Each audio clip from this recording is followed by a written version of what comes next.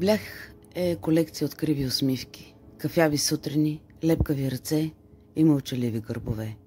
Тук думите са влажни, като дъх върху студено стъкло, а героите – тихи и шумни едновременно. Те се борят с липсата на желание, с изкушението на спомените и с тежестта на една компания, която не са избирали, но която не могат да пуснат. Тези разкази не са истории за герои, а за хора, обърпани от времето, изцапани от спомени, обути с два червени чорапа в утрената тишина. Това не са истории с начало, среда и край. Това са трохи от сърце, разпилени измисли, които не искат да бъдат сглобявани, а просто усещани. Блях и пътуване през емоционален дъжд, през съмнителна близост, през усещането за другост и нужда. Няма щастлив край, но има истина и топлина, и мъгла, която можеш да сгънеш и да прибереш в джоба за после.